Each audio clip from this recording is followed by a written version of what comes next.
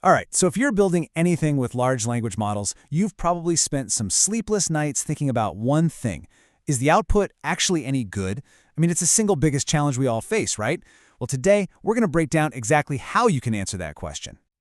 Think about it. Your LLM is blazing fast. It can scale to millions of users, no problem. Maybe you've even gotten the cost down. But honestly, none of that matters if you can't answer this one simple question. Is it good? I mean, really, does it do what you promised it would? And let's be real, the stakes are incredibly high here. Because if your model spits out stuff that's just irrelevant or flat out wrong or biased or even unsafe, well then all that fancy tech, all that speed and scale, it means absolutely nothing. Your system has failed. And that's why evaluation isn't just some checkbox you tick at the end. It's got to be a core part of your process, just as important as the model itself. Okay, so here's how we're going to tackle this. First, we'll cover why this is so critical. Then we'll get into the big debate, automated versus human evaluation. After that, we'll open up the toolkit of what's available, see how this stuff actually works in the real world, and then we'll wrap it all up with a really cool concept called the evaluation pyramid. Let's get into it. So why bother with all this? Well, it's pretty straightforward, but super important. Good evaluation is what makes your app reliable. It's how you build trust with your users, and you can't put a price on that. At the end of the day, that's what delivers real business value. And oh yeah, it's also how you make sure you're meeting all those tricky legal and ethical standards. An LLM is really only as good as the yardstick you use to measure it. All right, so you're ready to start evaluating. The very first fork in the road is your basic approach. Are you going to use machines to grade other machines, or are you going to bring people into the mix? And spoiler alert, it's not really an either-or thing. It's a strategic choice, and each path has some pretty clear trade-offs.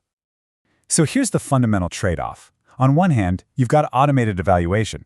Think of this as your workhorse. It's fast, it's cheap, and it's awesome for benchmarking and catching regressions across thousands of examples. But then on the other hand, you have human evaluation.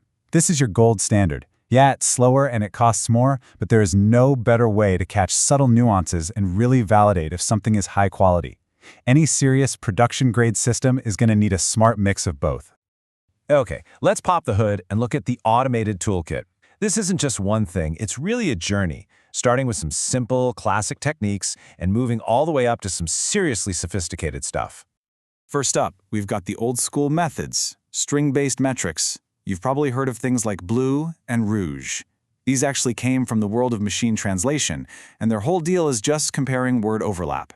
They literally count how many of the same words or short phrases show up in the model's answer and the correct answer. They're super fast, which is great, but they have a huge, massive blind spot. And here's the problem. They're just too rigid. Let's say your model says, transformers are used in LLMs, and the reference answer is LLMs use transformers. I mean, to you and me, that's the exact same thing, right? But a simple string-based metric might freak out and give it a low score. And since LLMs are basically world champion paraphrasers, you can see why these old-school scores just don't cut it anymore. They're not reliable. So that brings us to a much, much better way of doing things, embedding-based metrics. Now, the key idea here is we stop comparing words and we start comparing meaning. It works by turning a whole sentence into a list of numbers, that's the embedding, and these numbers represent its meaning. Then you can just mathematically check how close two sentences are in this meaning space. Honestly, it's a massive leap forward.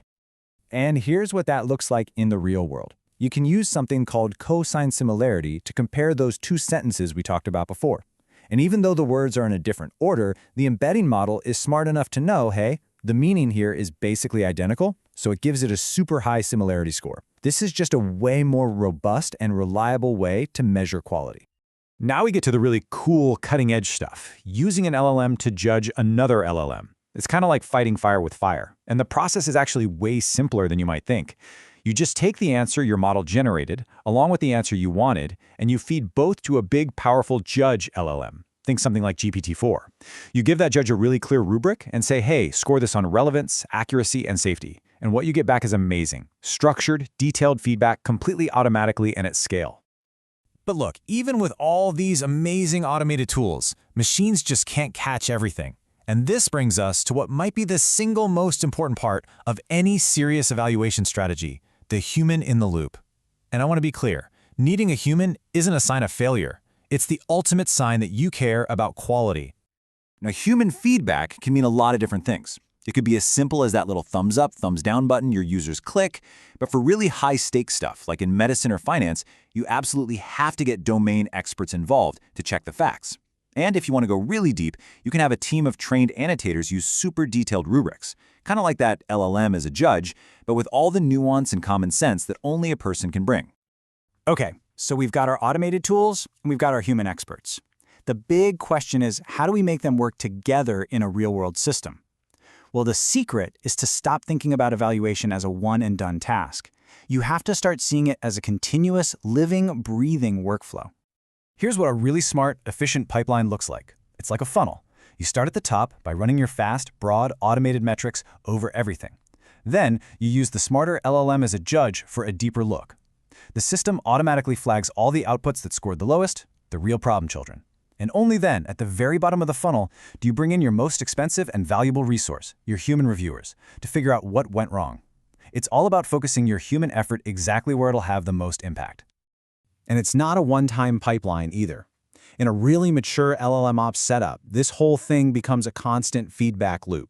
You're running these tests daily, maybe even hourly, just to make sure nothing broke. You're always A/B testing new prompts or different models with a small percentage of your live users. And you're always collecting that user feedback to find the weak spots, which then gives you the data you need to fine-tune and make the model even better. It never stops. So we've covered a lot of ground. How do we make sense of all this? Well, there's a fantastic mental model that pulls all these pieces together into one simple, powerful idea. It's called the evaluation pyramid. Okay, let's build this pyramid from the ground up. At the very bottom, the foundation, you have those fast and cheap text-based metrics like rouge and blue. They form a really wide base because you can run them on everything, giving you a quick, low-cost signal, even if that signal isn't always super precise. Moving up one level, we lay down the next layer, embedding-based metrics. Now, these cost a little more to run, but the quality of the signal you get is so much better. Why? Because you're finally measuring meaning, which gets you a whole lot closer to how an actual human would judge the quality. All right, the third layer up is our LLM as a judge. This is where things get really smart and scalable. It's definitely more expensive than the layers below it, but the payoff is huge.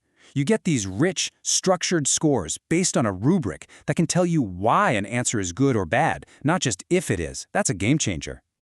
And then, finally, at the very top, the peak of the pyramid, we have human evaluation.